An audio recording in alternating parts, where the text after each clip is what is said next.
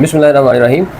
जी, हिफ्ज़ कुरान के लिए दार अरकम का जो शेड्यूल है आज हम उसको डिस्कस करेंगे कि वैसे तो हर अदारे का, हर मदरसे का अपना अपना एक शेड्यूल होता है। कोई 2 साल में हिफ्ज़ कराता है, कोई 3 में, कोई 4 में, इसी तरह मुख्तलिफ दौरानियाँ मौजूद है।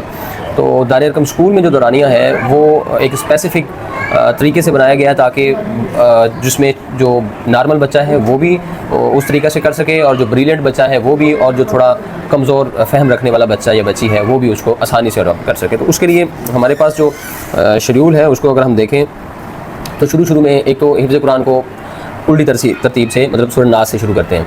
तो उसमें हमारे पास जो शेड्यूल है, पहले 2 माह के लिए अगर बच्चे ने नाज़रा नहीं किया हुआ तो फिर उसमें 2 महीने उसके तकरीबन लगते हैं। उसके लिए नूरानी कायदा और अम्मा पारा जो आखिरी 30वां पारा है, और तबारकल्लाह ज़ी यानी कि 29वां पारा, इसको नाज़रा कराते हैं। नाज़रा कराने के बाद बच्चे को एक रवानी हो जाती है पढ़ने के लिए।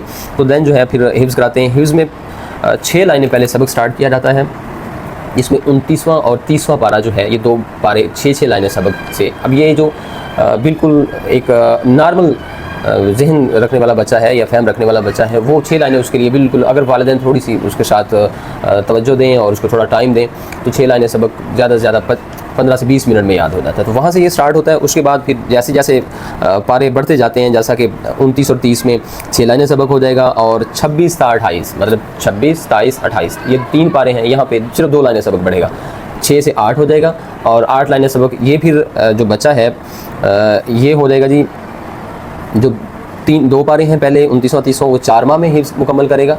और उसके बाद ये 4 माह और 15 दिन में जो आगे वाले 3 पारे हैं, 26वां, 27वां और 28वां।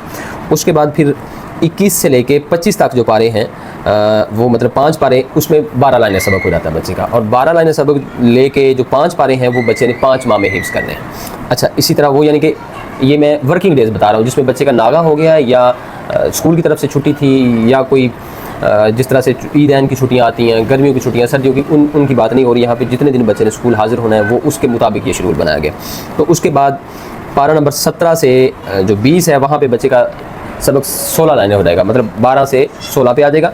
अच्छा, ये तरतीब इस तरह से बनी हुई है क्योंकि जैसे जैसे बच्चा हिफ्ज़ करता जाएगा वैसे वैसे उसकी जो एक जहन है, फ़हम है और सीना है, वो उसका अल्लाह की तरफ से वो बिल्कुल रोशन होता जाता है और उसकी इस्तात बढ़ती जाती है हिफ्ज़ करने की। उसके बाद जी हमारे पास बचते हैं पारा नंबर 5 ता 16।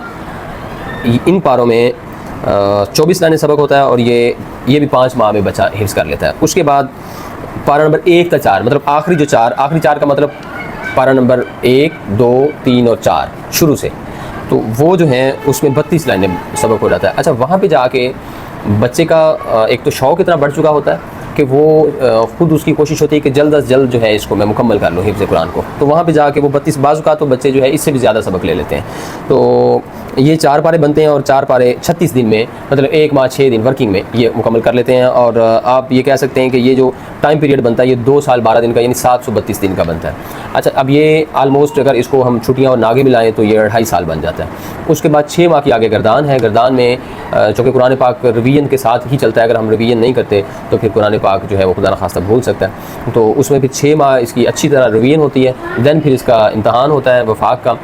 बोर्ड जो है वो यहाँ पे आके, जो जिस तरह मैट्रिक का या इंटर का एक सेंटर बनता है तो उसी तरह वो सेंटर बन जाता है। तो वहाँ पे जो बोर्ड के नुमाइंदे होते हैं वो आके इम्तहान लेते हैं। इम्तहान लेने के बाद उसकी डिग्री इशू करते हैं। तो इस तरह ये कुल मिला के तकरीबन 3 साल का दौरानिया बन जाता है आलमोस्ट हिफ्ज़ कुरान का, जिसमें एक आप समझ सकते हैं, आप कह सकते हैं कि एक पक्का हिफ्ज़ कुरान हो जाता है। उसके बाद फिर अगर बच्चा उसको याद रखता है, रिवीजन करता रहता है, तो फिर ज़ाहिर है उसको वो याद रहता है।